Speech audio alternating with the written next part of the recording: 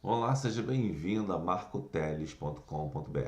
Hoje eu quero falar com você sobre a importância dos concílios e se eles realmente devem gerar alguma doutrina. Lá em Atos, se não me engano, 6, você tem um concílio ali que ocorre em Jerusalém, né?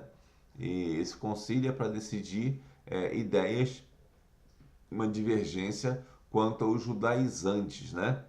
Os judaizantes queriam que os não judeus convertidos ao cristianismo se, se circuncidassem e observassem a lei de Moisés.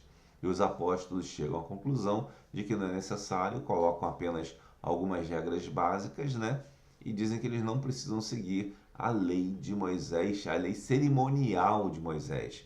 Não que não devam seguir, por exemplo, os 10 mandamentos, que não é cerimonial, mas é de santificação, é moral. Simplesmente não deveria seguir a lei cerimonial de fazer banhos específicos ou coisas desse tipo, né?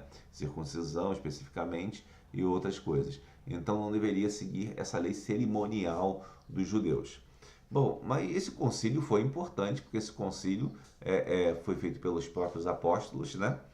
E os apóstolos definiram uma coisa que vale para toda a igreja em todos os tempos posteriormente. Mas é interessante que os concílios existem para dirimir divergências, né? Eles não existem simplesmente para determinar o que é o certo e o que é errado, mas para dirimir divergências. Existiram diversos concílios durante a história em várias situações, né? Alguns foram felizes e outros infelizes. Algumas pessoas pensam que os concílios são relevantes e são prova de doutrina. Não, concílios não provam doutrina, tá? Excetuando esse de, de, de Atos, obviamente, os concílios eles não são formadores de doutrina. A doutrina existe ou não existe, independente do concílio. Alguns concílios até defenderam heresias, tá? Postularam heresias, porque os concílios são falhos, né? Eles são relevantes somente quando estão de acordo com a Bíblia e não segundo a vontade daqueles conciliares que estão ali, certo?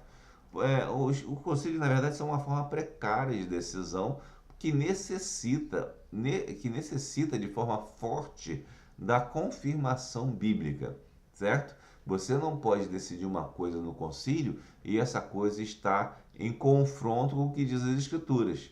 Algumas pessoas dizem, eu acredito em concílios, mas eu não dependo só das Escrituras. Não, o concílio depende das Escrituras. Se o concílio contraria as Escrituras, esse concílio é totalmente inválido, né? E algumas pessoas pensam que esses concílios seriam válidos por essas formas, que eles seriam talvez superiores à Bíblia e coisas assim. Não, os concílios não são superiores à Bíblia e eles podem ter caráter meramente político e não um caráter objetivamente cristão e bíblico, né?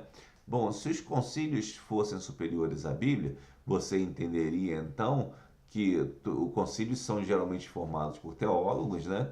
Você entenderia então que concílios formados por outros especialistas, né? Ou seja, reuniões, melhor dizendo, formadas por outros especialistas, também teriam autoridade porque foram formadas por esses especialistas.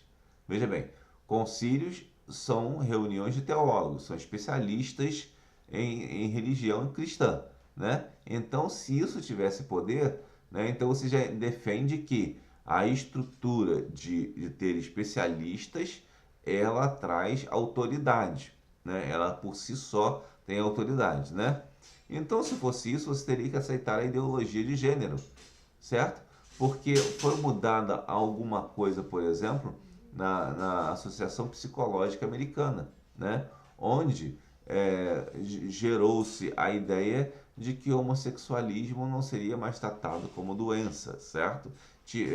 Decidiu-se mudar isso por uma ação simplesmente política naquela associação, certo?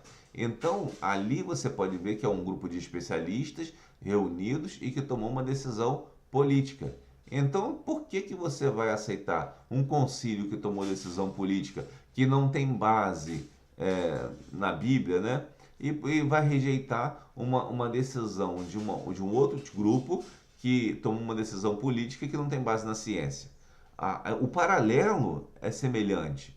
Então, por isso, você não pode colocar o concílio acima da Bíblia, assim como não se pode colocar uma decisão política de uma associação que gera até uma norma acima da própria ciência, certo? Porque a ciência não valida o que eles dizem, né?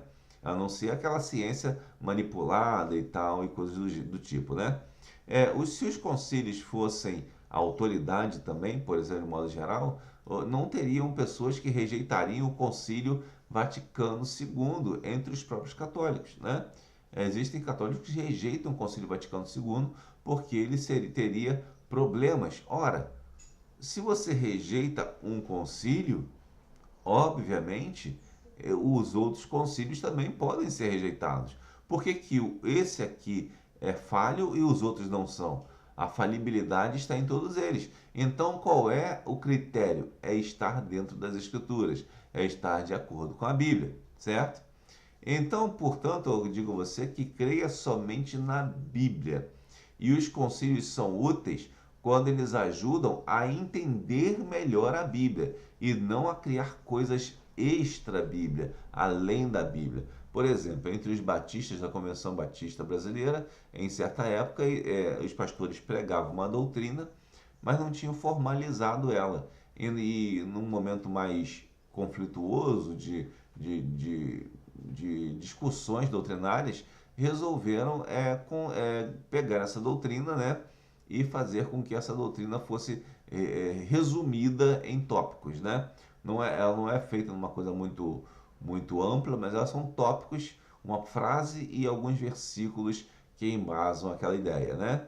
Então ali foi um concílio que ajudou a esclarecer o que a Bíblia diz para que os batistas sigam, certo? Então você pode ver que o concílio ali foi usado para que sinalizasse o que a Bíblia diz e não para dizer outra coisa, para decidir outra coisa diferente da Bíblia.